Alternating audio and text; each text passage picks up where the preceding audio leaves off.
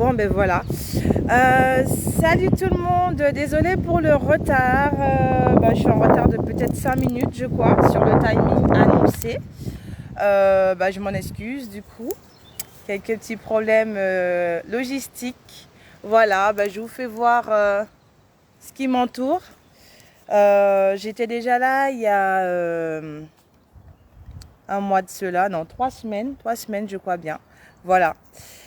Donc je salue les abonnés, je salue les nouveaux abonnés aussi. Et on va commencer tranquillement cette vidéo. Donc je tiens à préciser que je vous ai laissé le mois dernier sur l'idée d'une création de chaîne YouTube. Ça y est, c'est chose faite. J'ai créé ma chaîne YouTube il y a 2 jours. Chaîne qui s'appelle Soignant Sacrifié. Soignant Sacrifié, écoutez, avec tout ce qui se passe en ce moment et depuis des années d'ailleurs, j'ai envie de dire, ce nom me semblait très approprié. Voilà. Donc à savoir que aujourd'hui c'est mon dernier live sur la page de la vie du handicap. Parce que cette page n'a pas été créée dans ce but. C'est une page de promotion, de sensibilisation par rapport au handicap. Donc ma prochaine vidéo sera directement sur la chaîne YouTube Soignant Sacrifié. À savoir aussi que ce live et le live du mois dernier seront aussi basculés sur cette chaîne YouTube Soignant Sacrifié. Voilà. Donc je tenais à m'excuser auprès des abonnés de la vie du handicap qui ne comprendraient pas peut-être le lien avec la vidéo précédente et celle-ci. Parce que ce n'est pas en lien direct avec le handicap. Par contre, c'est en lien avec l'accompagnement de la personne vulnérable, puisque la personne âgée, tout comme la personne handicapée, est une personne en situation de vulnérabilité. Voilà, je tenais à faire cette précision avant de commencer. Alors, je me suis fait quelques petits points pour, même si je reste toujours spontanée, mais je voulais pas oublier certaines choses et ne pas avoir de grands moments d'hésitation. Donc, on va y aller chronologiquement. Par contre, comme les fois précédentes, j'essaierai d'être courte, de faire court et précis. Voilà. Donc, pour revenir à la chaîne YouTube dont je vous parle, c'est une chaîne que je veux être fédératrice, c'est-à-dire que tous les soignants s'y retrouvent. Soignants, c'est-à-dire aides-soignants, infirmiers, tous les soignants du paramédical, c'est-à-dire les auxiliaires périculture, les orthophonistes, les ergots, et j'en passe. Vraiment, je veux que cette chaîne YouTube soit un exutoire, soit un endroit où les gens libèrent la parole, s'expriment en toute impunité, bien sûr, de façon modérée. Et d'ailleurs, je crois que je mettrai un modérateur de sorte que les vidéos me soient envoyées avant d'être publiées sur la chaîne, bien évidemment. Donc ça, c'est le point que je voulais faire avec vous. Autre chose, je tiens à dire que dans toutes mes vidéos, je parle en mon nom et en mon nom, voilà. Lucie Zélier, je parle en mon nom. Je ne suis ni déléguée du personnel, ni affiliée à un syndical pour qui je parlerai. Je ne suis pas sponsorisée non plus. Voilà, donc je ne suis pas le porte-voix des soignants. Je n'ai pas ce mérite. Donc j'aimerais dire que voilà, certains de mes dires pourraient choquer certains ou alors pourraient être approuvés ou pas. Chacun est libre de son opinion sur les lives que je fais. Seulement, moi, je suis convaincue de ce que je dis, donc c'est l'essentiel. Après, on ne peut pas être en raccord sur tout point, donc bien évidemment. Donc, il y a à apprendre à laisser dans ce que je dirais pour certaines choses. Et puis voilà. En tous les cas, je reste libre de ce que je dis et je reste, comment on veut dire, je suis en alerte de tous les retours qui me seront faits. Donc j'entends, je prends note. S'il y a à corriger, je corrigerai. S'il y a à m'expliquer, je m'expliquerai. Mais en aucun cas, voilà, j'aurai à rougir de quoi que ce soit parce que tout ce que je dis, je le pense et je le dis comme je le ressens également. C'est un petit point que je voulais faire. Voilà. Oui, donc ce live, en fait, il a été pour moi spontané parce que je voulais en effet faire un live aujourd'hui. Fête des grands-mères, donc je salue toutes les grands-mères au passage, bien que je reste convaincue qu'il ne faut pas attendre cette fête pour qu'elles aient un accompagnement digne, n'est-ce pas? Mais je les salue tout de même. Je voulais aujourd'hui, en premier abord, je voulais faire un live sur les soignants. Voilà, mais j'ai changé d'avis. Je vais aujourd'hui faire un décryptage suite à l'émission que je pense que beaucoup ont regardé, en tout cas mes collègues soignants ont regardé, Cache Investigation, de mardi dernier. Voilà, donc Madame Élise, alors comment qu'elle s'appelle, son nom il m'est complètement sorti de la tête, mais bon, tout le monde voit, c'est qui, a parlé des EHPAD privés, pour pas changer, hein, parce que là, c'est devenu le sujet à la mode cette année, des EHPAD privés, des dérives, etc. C'est vrai qu'on n'en a pas assez eu avec le livre Les Fossoyeurs, donc pourquoi pas faire un complément si les gens ils n'avaient pas compris. Je voulais remercier cette dame parce que, encore une fois, comme le livre de Victor Castagnier, ça a eu le mérite de mettre la personne âgée au centre des débats, qui apparemment n'a pas toujours été le cas. Mais je voulais quand même mettre mon petit grain de sel et approfondir certaines choses. Voilà, Élise Lucet, exactement. Merci Zélie Cindy, ma sœur. Donc du coup, merci Élise Lucet d'avoir fait ce magazine. Mais attention, attention, et là je vais venir tranquillement sur certaines choses avec vous. Madame Lucet, vous auriez dû commencer par votre conclusion qui a été je ne fais pas la chasse aux sorcières aux EHPAD privés. Parce que là, on a vraiment l'impression que c'est ça depuis quelques temps. Vraiment. Donc, ça aurait été bien de recontextualiser la chose avant. En conclusion, c'était un petit peu tard. Mais bon, c'est pas grave. Vous avez eu le mérite de le faire quand même. Donc, pourquoi pas. Avant tout, je voulais aussi revenir sur une réflexion qui m'a été faite par 2-3 internautes me disant que oui, mon live du mois dernier était bien. Cependant, il aurait fallu que je... C'était pas... Non, alors, ce n'aurait pas été une mauvaise chose de revenir sur le fait que les EHPAD privés font du profit et que c'est quand même le résident qui casse, que c'est quand même fort du café. Ok, d'accord, soit. J'ai aucun souci avec ça. Cependant, comme j'ai répondu à ces internautes et comme je vous le dis aujourd'hui, je pense que les médias font déjà assez de job en ce moment sur le fait d'accentuer qu'il y a des grosses marges qui sont faites par les grands groupes, etc., etc. Moi, je suis soignante et je reste sur le plan de l'accompagnement et du soin. Ce qui m'intéresse, mon job, ma passion, voilà, ma profession, tout simplement. Donc non, j'affirme que non, je ne suis pas pour ce genre de pratique et que je pense en effet que les grands groupes font ce genre de pratique. Cependant, je voudrais mettre l'accent aujourd'hui encore une fois sur le fait de ne pas généraliser la chose. Voilà. Donc je confirme pour ceux à qui ça ferait plaisir que en effet, je désapprouve ces pratiques que je trouve sordides. Mais que dans les EHPAD privés, il n'y a pas que ça et qu'il y a aussi le revers de la médaille.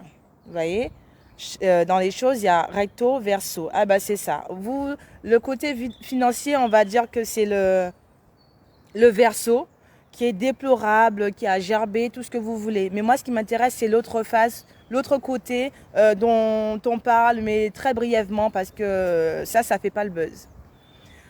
Je l'ai dit le mois dernier, mais pour ceux qui n'ont pas suivi, des grands groupes comme, on va les citer de façon, puisque tout le monde les connaît maintenant, Corian, Orpea, Domusvie, et j'en passe les meilleurs, les établissements ne sont pas égaux. C'est-à-dire qu'il y a encore des établissements à des petites structures, à taille humaine, à taille familiale, on va dire. Encore, ça existe. Et il y a des grosses machines de guerre. Donc les petites structures, j'entends comme là où je travaille, 69 résidents. Et les machines de guerre, on va dire les structures à 90, 100 personnes. Forcément, ce n'est pas géré de la même manière. Forcément. Voilà.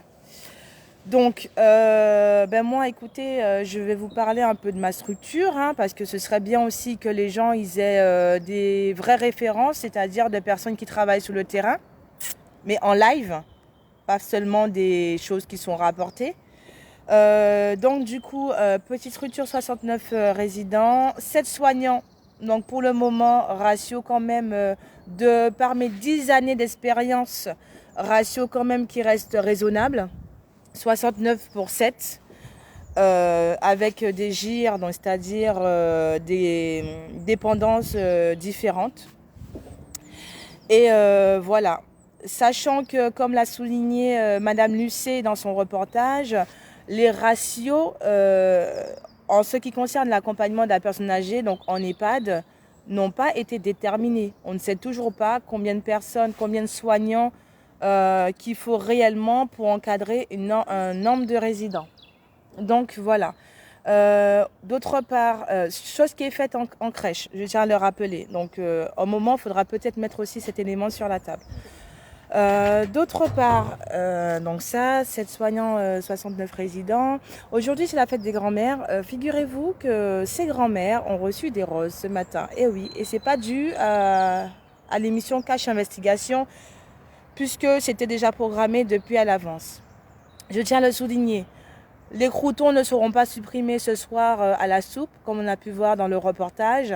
Chose que j'ai trouvé très caricaturale, parce que je pense que s'il faut faire des économies sur quelque chose, peut-être que ces grands groupes feront sur autre chose que du crouton. Voilà, bon, ça c'est une chose. Donc pour revenir à tout ça, oui, juste pour vous dire qu'il y a des choses qui se font, qui sont belles. Moi je tiens à souligner, à remercier, à valoriser le travail de tous mes collègues soignants qui s'investissent vraiment près de la personne âgée.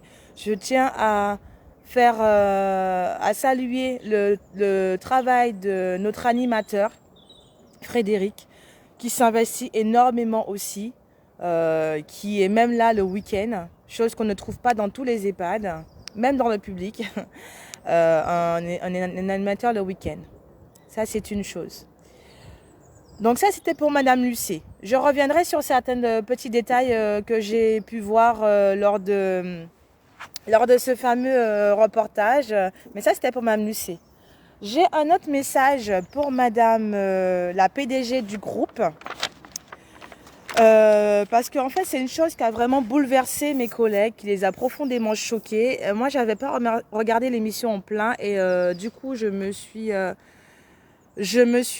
donné le devoir de le regarder. Il a été dit qu'une aide-soignante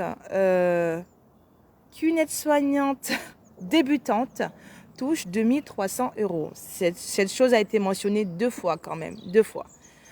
Alors, on ne sait pas si c'est du net, si c'est du brut.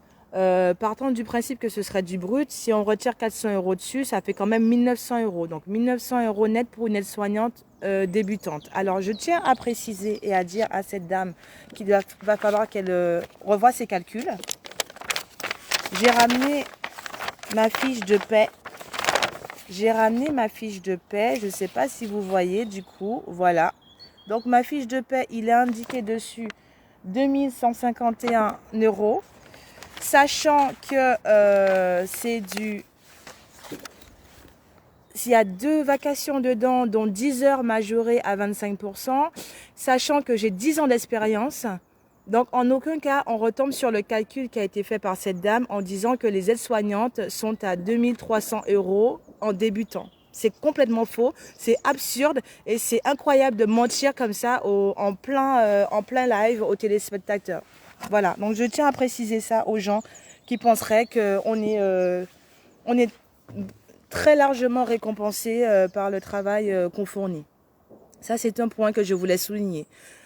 Cependant, je tiens aussi à dire à cette dame que si elle pense avoir raison dans son calcul, on sera toutes à lui envoyer nos fiches de paie par voie postale ou alors par email et qu'elle apportera les corrections nécessaires sur ses feuilles. Voilà, ça c'est une chose. Ça, c'est une chose. Deuxième point que je voulais voir avec vous. Alors encore une fois, c'est pas pour dédouaner ce qui se passe dans les grands groupes, parce qu'il y a des grands groupes où c'est le bordel absolu et qu'on arrive à des choses juste pas soutenables et inaudibles.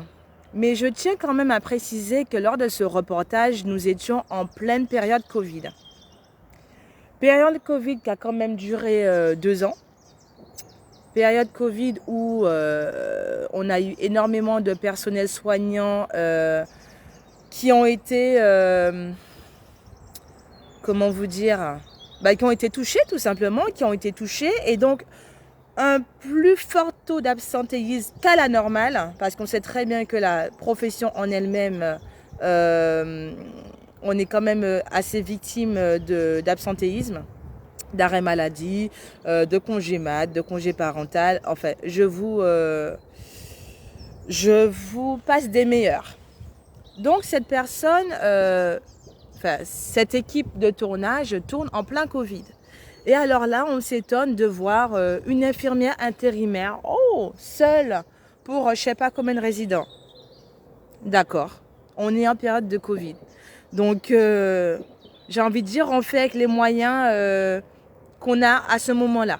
Voilà. Je ne cherche pas encore à excuser les choses. Je vous mets des faits factuels sous les yeux et à vous d'en juger après. Je ne suis pas là pour convaincre les gens. J'ai aucun intérêt à ça. Je vous donne juste matière à réfléchir, à poser une réflexion par vous-même et à pouvoir aussi avoir des éléments pour faire du décryptage. Donc, on nous montre une journaliste du coup qui s'était fait passer pour une aide-soignante. Bon, sur le plateau, Madame la PDG a fait comprendre en montrant le CV qu'en fait sur ce CV c'était marqué qu'elle avait de l'expérience en gériatrie.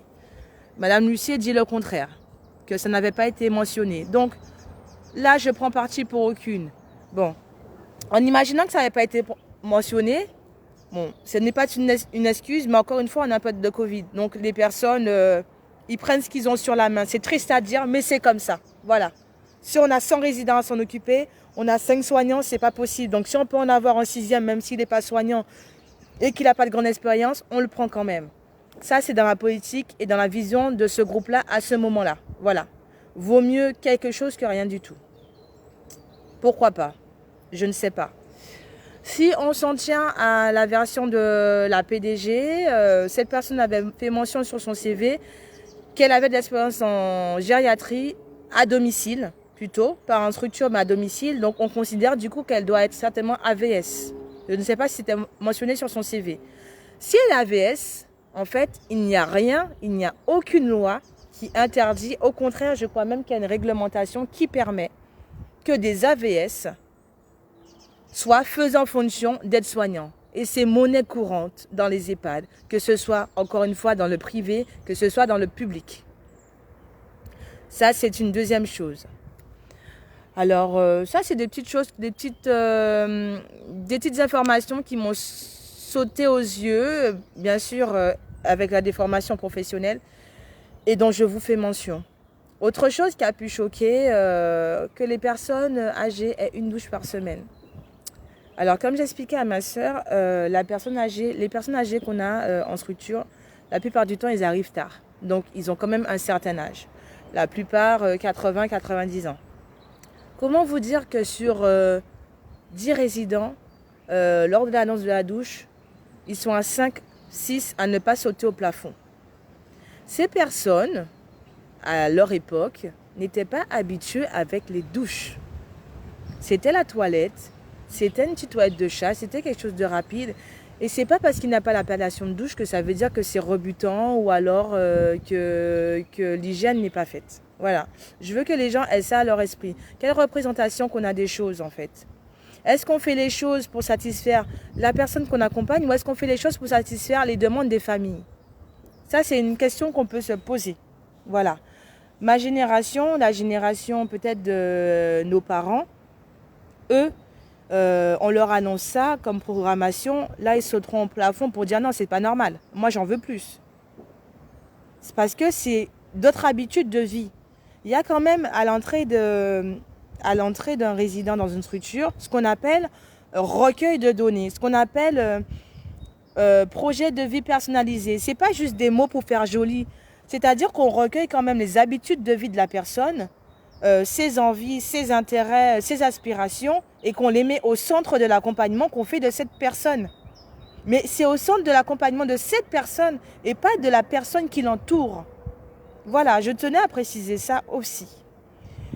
Autre chose, je pense que les soignants, et je parle en mon nom mais aussi au nom de mes collègues, sont assez professionnels, en tout cas pour la plupart, pour se dire, même si aujourd'hui c'est pas la douche de monsieur ou madame Intel, bon, son état cutané, je sais pas, son odeur corporelle ou sa présentation nécessiterait quand même qu'on en fasse une aujourd'hui. Je pense que nous sommes assez responsables, assez professionnels pour avoir ce déclic. Donc non, nous n'appliquons pas des choses comme ça et les choses ne tombent pas de nulle part. Il y a un sens à toute chose en fait. Voilà. J'ai aussi entendu parler de chute. Mamie, elle a chuté de façon régulière. Des lunettes qui ont disparu. Des dentiers qui ont disparu. Je vais en choquer beaucoup, mais en fait, ça fait partie aussi de la vie en collectivité. Voilà. C'est-à-dire que malheureusement, oui, les chutes, ça arrive. Ça n'arrive pas que dans les privés, ça arrive partout. Ça arrive dans les hôpitaux, ça arrive en clinique, ça arrive en masse, ça arrive dans toute structure, ça arrive même chez eux d'ailleurs. D'ailleurs, s'ils sont en structure, c'est parce que ça arrivait beaucoup chez eux. Alors du coup, on croit que parce qu'on les accueille en structure, il n'y aura plus de chute parce qu'ils ne sont plus chez eux justement pour être dans un lieu médicalisé, pour avoir un suivi et une surveillance qui ferait qu'on éviterait la chute. Oui, on éviterait la chute. Ne veut pas dire qu'il n'y en aura plus, malheureusement. Parce que même si nous sommes à 7 soignants pour 69 résidents, quand je suis occupée avec Madame G, je ne peux pas voir ce que Madame X, elle fait. Tout simplement. Et que malgré sur le plateau, il y a eu quelques débats un peu utopistes, je suis désolée de vous le dire, le ratio de 12 soignants pour 10 résidents, ça ne pourra pas se faire en France, en l'état actuel. Nous sommes en 2022. Il y a déjà, je ne sais combien d'années de cela, il devait y avoir une grande réforme sur le grand âge. Il est où? Elle est où cette réforme? Elle est où? Elle n'est nulle part. Donc aujourd'hui, je remercie Monsieur Castanet et Madame Lucet et tous les autres qui sont des lanceurs d'alerte, de choses qui se passent déjà depuis des décennies, mais c'est pas grave. Mais ils ont eu le mérite quand même de poser ça, ici, présentement, à chacun d'entre nous. J'espère que ça découlera, quelque chose en découlera, quelque chose de concret, de factuel et qu'on pourra dans quelques années parler d'autre chose, passer à autre chose et se dire ah ben ça valait quand même le coup. Voilà, ça c'est mon espérance. Je suis comme vous, j'attends. Je voulais voir avec vous aussi ce qu'on appelle la recontextualisation de certaines séquences. C'est-à-dire qu'on a montré certaines images, voilà, par-ci, par-là. Je vais me faire l'avocat du diable, là, par contre. Certainement, pour certains. Je vais vous dire que je prends une image X, Y, Z. Par exemple, vous rentrez dans mon établissement. Dans l'établissement dans lequel je travaille, tout du moins. On a ce qu'on appelle, après le déjeuner, un coin détente. Un coin détente relaxation. C'est-à-dire qu'il y a des personnes qui sont en fauteuil confort. Fauteuil confort, pour ceux qui ne savent pas, c'est des fauteuils justement comme son nom l'indique, très confortables, qui permettent la bascule du fauteuil, de l'assise, du dossier. Voilà, donc les personnes, ils sont bien, ils sont installés confortablement. Surtout pour les personnes dont la prise en soin et l'accompagnement nécessitent 2 soignants.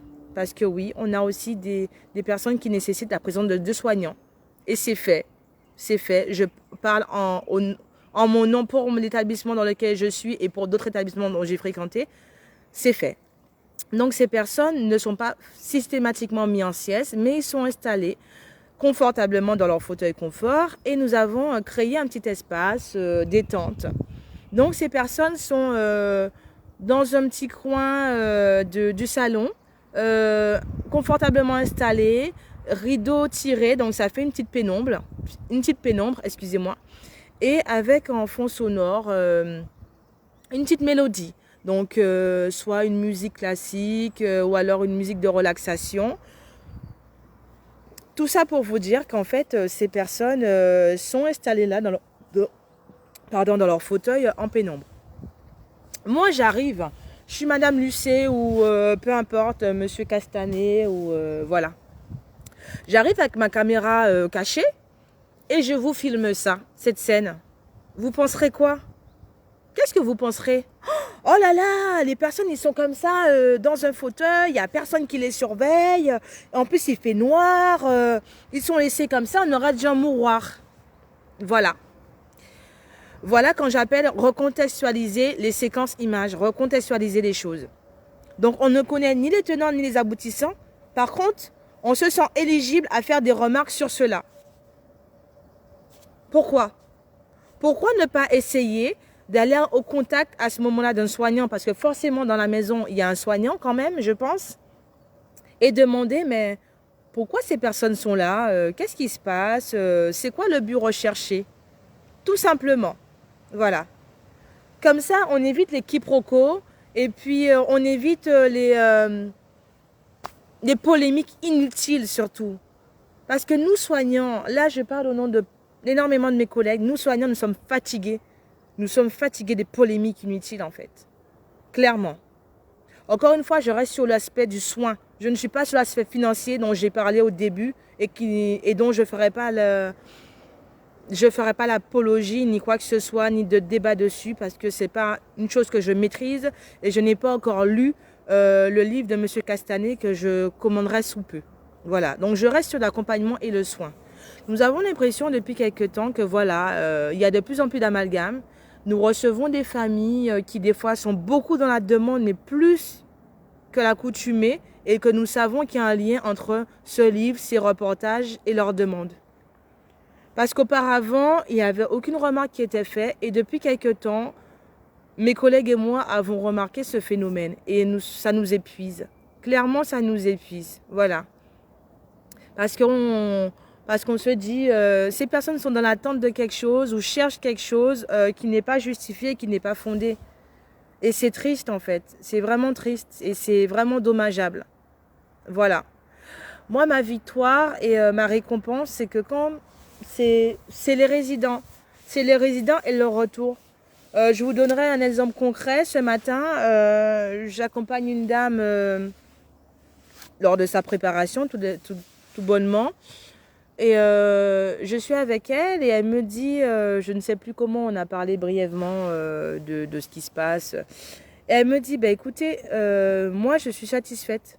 Je suis satisfaite d'ici parce que je trouve que les soignants sont à l'écoute, parce que je trouve que il y a des activités, que l'animateur il fait un bon travail. Je suis satisfaite parce que dans l'ensemble, voilà, on se sent bien, tout simplement. Et que l'on mange bien, oui, parce qu'il y a aussi cette histoire de coût journalier qui revient souvent. Mais je crois que dans le public, enfin, un cher directeur que je connais bien, un ami directeur qui se reconnaîtra, pourra peut-être me dire, m'éclairer un jour si dans le public aussi il y a ce fameux coût de repas journalier. Alors tout le monde est choqué. Je ne dis pas que dans les faits, ça ne peut pas être choquant d'apprendre que les aînés ont 4,50 € pour manger par jour. Mais moi, je me disais, hier, je me faisais cette réflexion avec un ami, est-ce que nous, on sait quel coût journalier de repas que nous avons par jour? Parce qu'en fait, on fait des courses par mois, certainement, par semaine, que dans la composition de notre foyer, peut-être qu'on est à 1, 2, 3, voire plus. Est-ce que, du coup, on a ce réflexe de calculer notre total de courses sur le mois, de le diviser par 30 ou 31 et de le diviser par le nombre de personnes qui composent le foyer? Est-ce qu'on a ce réflexe-là? Je serais étonnée de savoir, je serais curieuse plutôt de savoir si on en reviendrait à 4,50 € par jour, à plus ou à moins. Voilà. Petite réflexion comme ça que je dépose au passage sur la table. Donc tout ça pour dire, faut pas que je m'en mêle des pinceaux non plus. Oui, donc cette dame me disait que voilà, elle est plutôt satisfaite. Et ça, ces personnes-là, on les filme quand? C'est quand on filme les résidents. Quand on parle d'EHPAD, on parle beaucoup des soignants, enfin beaucoup. Je m'entends. On parle des soignants, on parle de beaucoup des familles, de la plainte des familles, de leur désarroi, de leur coup de gueule, etc. Mais c'est quand on mettra la personne âgée au centre du débat qui le concerne. C'est quand on demandera, mais monsieur et madame Intel, qu'est-ce que vous souhaiteriez?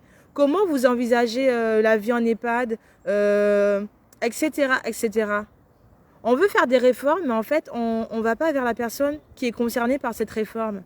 C'est quand même drôle comme histoire, c'est quand même curieux comme processus. Il faudrait peut-être se poser un moment les bonnes questions. Je ne sais pas, je vous dis ça comme ça. Vous me direz ce que vous en penserez. Alors excusez-moi, je regarde en même temps mon heure parce que je tiens à préciser que je suis au travail. En fait, que je suis au travail. Je suis en pause en tous les cas et que je reprends dans pas longtemps. Donc je vais un peu écourter mon discours. Je vais terminer sur ce point. On parle beaucoup de maltraitance. C'est le mot à la mode. J'ai pas pensé à chercher dans mon dictionnaire la vraie définition que Monsieur Larousse nous donne de la maltraitance. Avant la maltraitance, il y avait les termes qui étaient employés de négligence ou de malveillance. Maintenant, directement, on parle de maltraitance. Mais j'aimerais savoir, quand on parle de maltraitance, est-ce que le terme maltraitance est utilisé du point de vue du résident ou du point de vue de la famille? Je précise mon propos. Je vais vous donner un exemple simple. Il y a un monsieur, par exemple, dont je m'occupe, un monsieur qui refuse de sortir de son lit, c'est très compliqué, etc., etc. Ce monsieur a quand même 100 ans, je tiens à préciser. Et en fait, on arrive à un point où cette personne doit quand même descendre le midi pour manger, de crainte que la petite fille déboulerait et ferait un scandale en ne comprenant pas pourquoi son grand-père n'est pas à table et qu'un plateau lui a été monté. Voilà. Parce qu'il y a aussi cette possibilité quand même de monter un plateau déjeuner pour ce monsieur. Et on arrive à ce stade. Voilà. Donc, on arrive au point où on fait des choses, non pas pour leurs résidents, mais pour les familles, de peur de ce qu'elles diraient, de peur justement d'avoir cette étiquette de maltraitance qui nous soit collée dessus, de peur d'avoir des problèmes à régler, de peur que ça fasse des esclandres. Voilà notre vie, mais pas depuis maintenant, depuis un moment, mais encore plus maintenant, grâce à ces livres et à ces reportages, etc. Voilà. Je ne vais pas m'étaler parce que mes prochains lives, il y en aura un dédié aux soignants et un dédié également aux familles. Donc nous pourrons en parler plus amplement. Bon, bah écoutez, je vous encore redis que j'ai créé la page Soignants Sacrifiés où je mettrai ce live en direct. Je remercie mon petit auditoire. Aujourd'hui, il n'y a pas foule, hein, il n'y a vraiment pas foule. Bon, après, je vous comprends, c'est dimanche, c'est pas un sujet non plus très palpitant. Il fait beau, on profite en famille surtout. Et puis aussi, c'est la fête des grands-mères. Il y a peut-être certains qui sont partis visiter leurs grands-parents. Je tiens sur cette phrase, je tiens cette accroche pour vous dire que les EHPAD ne sont pas privés. Hein. Ne sont pas privés, pas privés. C'est pas ce que je devais vous dire. Les EHPAD ne sont pas fermés. C'est-à-dire que privés, tout au même stade, comme le statut public, les EHPAD sont ouverts sur l'extérieur. Donc les familles, les amis, vous pouvez venir en EHPAD, constater par vous-même ce qui s'y passe. Vous pouvez venir le matin, le midi, le soir, comme vous voulez. Il n'y a pas de restriction. Et à ce moment-là, vous pourrez vous faire votre propre idée des choses. Et si, imaginons que vous tombez sur une séquence d'images comme celle que je vous ai fait mention auparavant, vous pourrez poser la question directement au personnel qui est sur place, à demander les tenants et les aboutissants de cette chose et pour pouvoir vous faire votre propre idée de la chose et non pas aller dans des polémiques ou alors extrapoler, retirer les choses de leur contexte. Donc nous vous attendons, sachant que nous avons quand même à de nombreux événements invité des familles et sur 69 personnes, il y a quand même peut-être aller à tout casser 10 familles qui sont présentes. Donc à ce moment-là, soyons aussi justes dans nos propos. voyons les choses par nous-mêmes. Soyons présents au quotidien avec les personnes. Et à ce moment-là, nous aurons plus de crédibilité dans nos déclarations. Voilà, tout simplement. Bah, je remercie ma plus grande fan qui est ma sœur. Et je remercie mes abonnés. Voilà. Je remercie tout le monde. Prenez soin de vous. Je vous envoie beaucoup de bonnes vibes, beaucoup de... Voilà. D'amour, de paix dans ce climat actuel où tout est agité. Bon, pas plus qu'à la normale, hein, j'ai envie de vous dire. Mais tenons bon, soyons un avec les autres et avançons ensemble. Voilà, voilà sur cette note que je voulais vous laisser. J'invite mes autres abonnés qui n'ont pas pu suivre ce live à le suivre en replay sur la vie du handicap, mais aussi sur la chaîne YouTube qui est dédiée à ce genre de live, Soignants Sacrifiés. Voilà. Salut à Caro que je vois connecter. Il me semble que c'est Caro, oui. Et puis voilà. Bisous. Bisous tout plein. Moi, je vais retourner au boulot. Voilà. Allez, à la prochaine fois. Bye.